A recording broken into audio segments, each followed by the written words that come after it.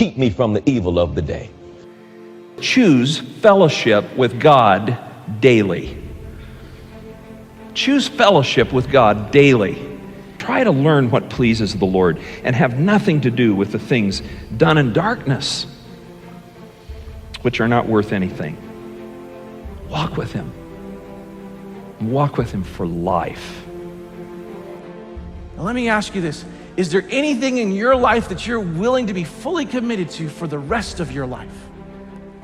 There might be things you're committed to right now that's taking your time and your energy, and you shouldn't be committed to those because God wants first priority in your life and a whole heart commitment. And God says what's most important is that you be with me above everything else, that you get to know me. It means that when I wake up in the morning, I need to say, God, no matter what happens today, I need to get to know you a little bit more. I need to learn how to love you a little bit more.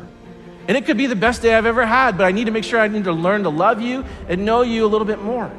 And God says if you do that, that day was a success.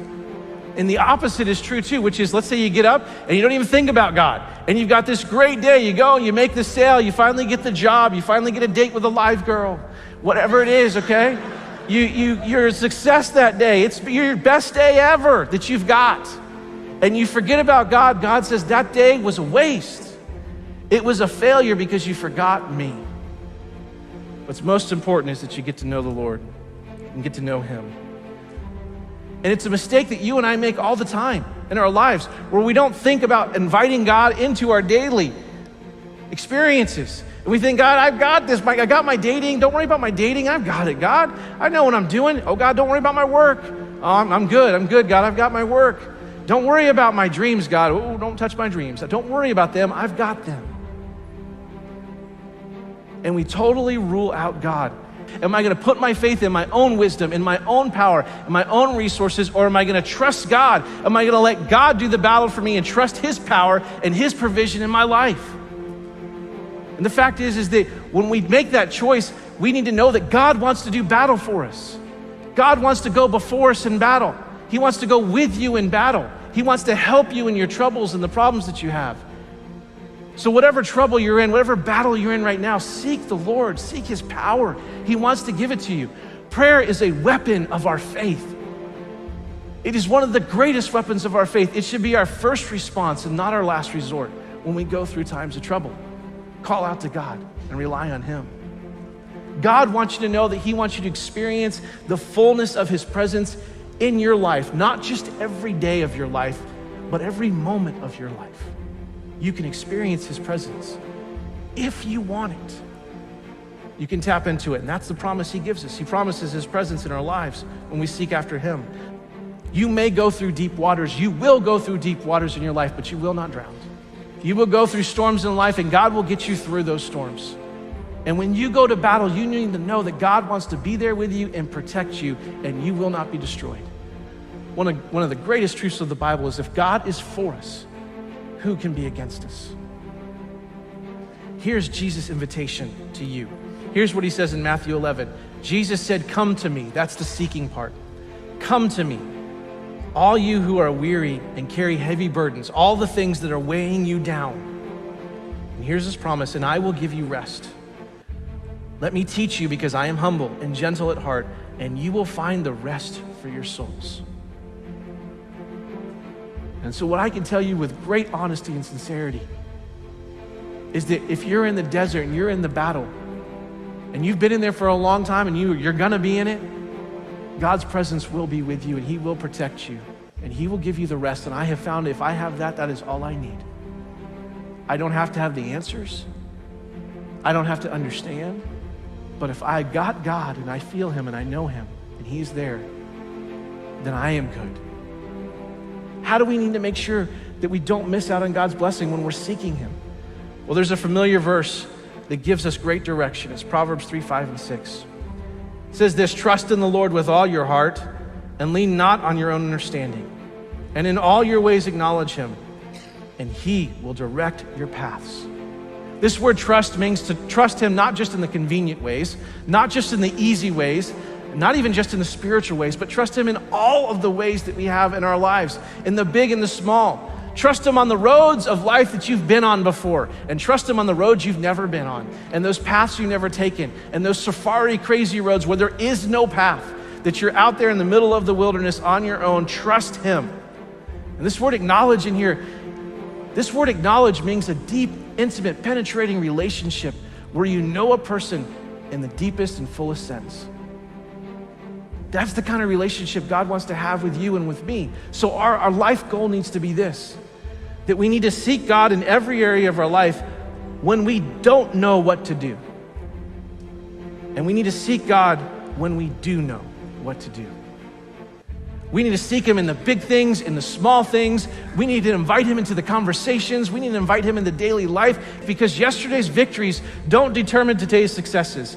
And even when you think you know how to answer the problem that you're in, you still need to go to God. You still need to trust him, because the greatest faith of yesterday will not give us the confidence of today unless we stay connected to God, because he wants to bless our lives. God wants to have his best for your life. He wants to give you the protection and his presence and rest and hope and all the things that he wants to do for you. He wants that. 2 Chronicles 16:9 says, the eyes of the Lord search the whole earth. They search the whole earth in order to strengthen those whose hearts that are fully committed to him. This verse says that God is searching, he's looking, he's seeking the entire earth for somebody, for a people, for a person, for a church that's willing to be fully committed to him so that he can bless them and have his hand on them and give you and give me his best. He is seeking after you. God wants us to seek him, but he is seeking us. He is seeking us because he loves us and he wants to give you his best. We need to do our responsibility and then cast our care. You do what you can do about the things in your life that you can do something about, and then when you cannot do anything about it, you cast it on God and you trust him, and it's perfectly okay for you to enjoy your life while you have a problem. I said it is perfectly okay for you to go ahead and enjoy your life while God is working on your problem. It's not that nothing's happening, it's just that you're not the one that's making something happen. So whatever you have going on in your life tonight, don't waste one more day in excessive sadness and grief and depression and discouragement, because you can't do anything about it.